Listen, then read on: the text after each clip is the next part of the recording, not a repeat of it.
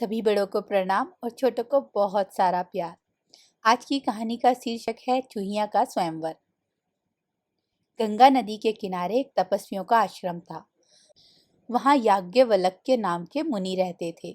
मुनिवर एक नदी के किनारे जल लेकर आचमन कर रहे थे कि पानी से भरी हथेली में ऊपर से एक चूहिया गिर गई।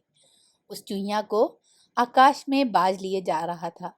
उसके पंजे से छूटकर वह नीचे गिर गई। मुनि ने उसे पीपल के पत्ते पर रखा और फिर से गंगा जल से स्नान किया। चूहिया में भी प्राण शेष थे। उसे मुनि ने अपने प्रताप से कन्या का रूप दे दिया और अपने आश्रम में ले आए। मुनि पत्नी को कन्या अर्पित करते हुए मुनि ने कहा कि इसे अपनी ही लड़की की तरह पालना। उनके अपनी कोई संतान नहीं थी, इसलिए मुनि पत्नी ने उसका लालन पालन बड़े प्रेम से किया। 12 वर्ष तक वह उनके आश्रम में पलती रही। जब वह विवाह योग्य अवस्था की हो गई तो पत्नी ने मुनि से कहा, नाथ, अपनी कन्या विवाह योग्य हो गई है, इसके विवाह का प्रबंध कीजिए। मुनि ने कहा, मैं अभी आदित्य को बुलाकर इसे उसके हाथ सौंप देता हूँ। यदि उसे स्वीकार होगा तो उसके साथ विवाह कर लेगी, अन्यथा नहीं। मुनि ने कन्या से पूछा, त्रिलोक का प्रकाश देने वाला सूर्य पति रूप से स्वीकार है?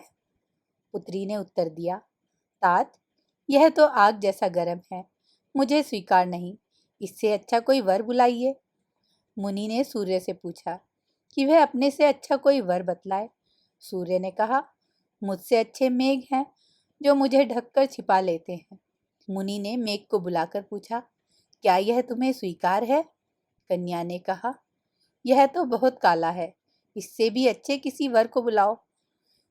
मुनि ने मेघ से भी पूछा कि उससे अच्छा कौन है। मेघ ने कहा, हमसे अच्छी वायु है जो हमें उड़ाकर दिशा दिशाओं में ले जाती है। मुनि ने वायु को बुलाया और कन्या से स्वीकृति पूछी। कन्या ने कहा, तात, यह तो बड़ा चंचल है, इससे भी किसी अच्छे वर को बुलाओ। मुनि ने वायु से भी पूछा कि उससे अच्छा कौन है। वायु ने कहा, मुझसे अच्छा पर्वत है जो बड़ी से बड़ी आंधी में भी स्थिर रहता है। मुनि ने पर्वत को बुलाया तो कन्या ने कहा, तात, यह तो बड़ा कठोर और गंभीर है, इससे अधिक अच्छा और कोई वर बुलाओ। मुनि ने पर्वत से कहा कि वह अपने से अच्छा कोई वर सुझाए। तब पर्वत ने कहा, मुझसे अच्छा चूहा है जो मुझे तोड़कर अपना बिल बना लेता है।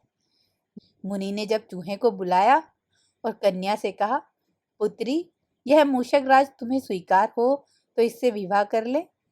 मुनि कन्या ने मूषक राज को बड़े ध्यान से देखा। उसके साथ उसे विलक्षण अपनापन अनुभव हो रहा था।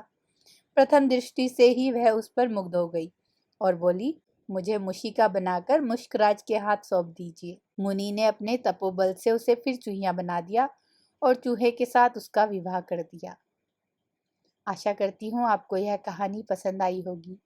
धन्यवाद।